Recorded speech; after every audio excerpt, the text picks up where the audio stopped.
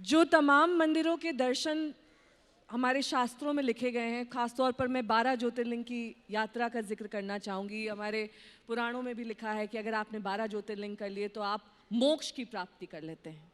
आप इसको सत्य मानते हैं? मोक्ष का अर्थ होता है स्वयं से मुक्ति। मुक्ति किससे चाहिए होती है? अंततः स्वयं से। अहंकार अपने आप को ही सच्चाई मान करके पकड़े रहता है।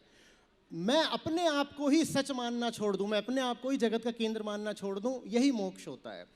तो तमाम मंदिरों, तीर्थों, ज्योतिर्लिंगों आदि में जा करके अगर मुझे पता चल जाए, अगर मुझे ये एक तरह की बिजली कौंध जाए भीतर कि हाँ, मेरा होना ही पहला और आखिरी झूठ है, तो मंदिरों में जाना सार्थक हुआ।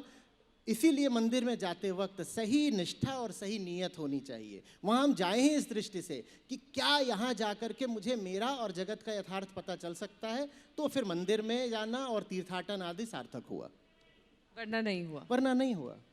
किसी भी धाम की यात्रा भी सार्थक नहीं देखिए, गलत नीयत से कोई भी काम करोगे तो कैसे सार्थक हो जाएगा? ये तो सीधी सी बात है। तो फिर अलग अलग मौकों पर लोग गंगा में डुबकी लगाने सिर्फ इसी उद्देश्य से जाते हैं क्योंकि देखिए, ज्यादातर लोगों की, ये भी आप अच्छे से जानती हैं कि डुबकी व्यर्थ जाती है। पर लोगों को मालूम नहीं होता है ना ये लोगों आचार्य को जी। मालूम इसलिए नहीं होता क्योंकि आपके पास इतना बड़ा मंच है, आप अपने मन से वेदांत का प्रसार करिए तो मालूम चल जाएगा। तो ये तो लोगों को हमें बहुत लार्ज स्केल पे बताना पड़ेगा हाँ। कि आपका वहां जाना व्यर्थ है जब तक आपका मन साफ ना हो, बिल्कुल बिल्कुल बिल्कुल। जब तक आप अपने तक केंद्रित ना हो। बिल्कुल यही काम मैं, मेरी संस्था दिन रात करने की कोशिश कर रहे हैं, लोगों को बताना कि वास्तविक अध्यात्म क्या है, ताकि लोग सच्चे अर्थों में धार्मिक बन सकें और मोक्ष मुक्ति आनंद पा सकें।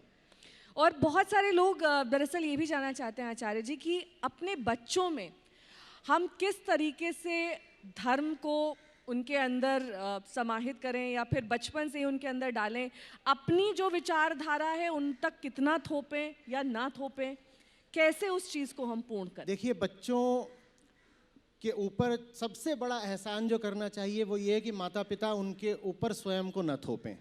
अपनी विचारधारा बच्चों पे आरोपित करना बच्चों के प्रति प्रेम नहीं, क्रूरता का परिचायक है। तो ये तो बिल्कुल नहीं करना चाहिए।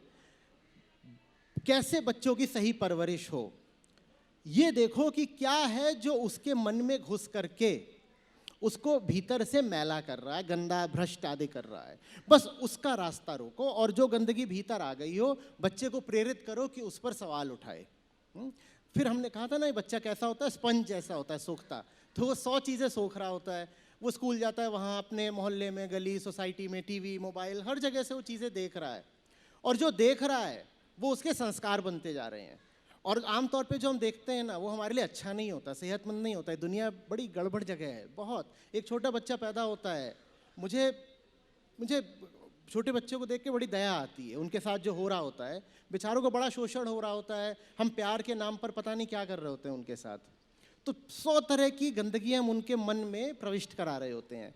माँ बाप का कर्तव्य है देखें कि बच्चे के मन में कौन सी ऐसी बातें आ रही हैं जो नहीं आनी चाहिए, और उनको उन बातों को भी ज़बरदस्ती निकालने की ज़रूरत नहीं है। बच्चे को ही प्रेरित करें, बेटा आप जो सोच रहे हो ये आपने कहाँ से सुना, आपने जो चीज़ सही मान ली है ये आपने कहाँ से सीखी, अच्छा अगर ये चीज़ सही है तो उस चीज़ के बारे में आप क्या कहते हैं? टीवी पे देख रहे हैं तो कैसे उस पर अंकुश लगाएं? सबसे पहले तो, और विकार हैं, तरह तरह के विकार इर्द गिर्द भी हैं। सबसे पहले तो बच्चा अगर घर में है तो टीवी से उसे बहुत बचा के चलना होगा। टीवी पर जो कुछ आ रहा होता है वो खासकर बच्चों के लिए तो बिल्कुल भी अच्छा नहीं होता, बहुत बचा कर चलना पड़ेगा।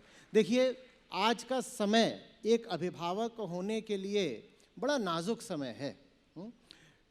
बच्चा आज अगर पैदा हुआ है तो बहुत बड़ी संभावना है कि वो समाज का, व्यर्थ के संस्कारों का और दूषित दुष्प्रचार का गुलाम बन जाएगा।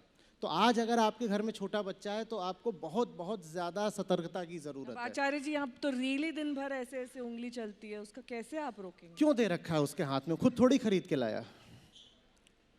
तो ये तो आजकल के सारे युवाओं पर, बच्चों पर, सभी पर हाँ, लागू है। सब पर लागू होता है। ये तो अगर आप किसी चीज से वाकिफ नहीं तो कह देंगे आप आउट ऑफ ट्रेंड हैं। आप 60 साल 80 साल वालों पर भी लागू होता है कि फालतू की चीज़ें मत देखो।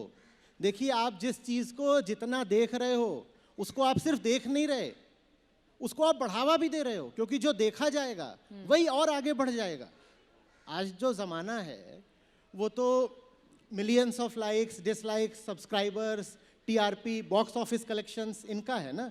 तो जहाँ बॉक्स ऑफिस कलेक्शन है वो चीज़ और आगे बढ़ जाएगी, जहाँ टीआरपी है वही और आगे बढ़ जाएगा, जहाँ लाइक्स और सब्सक्राइबर्स हैं वो चीज़ आगे बढ़ जाएगी। तो गलत चीज़ को देखना माने गलत चीज़ को प्रोत्साहित करना, बहुत बच के चलना पड़ेगा। और माँ बाप जब खुद बच के चलते हैं ना, तभी वो बच्चे को भी बचा पाते हैं।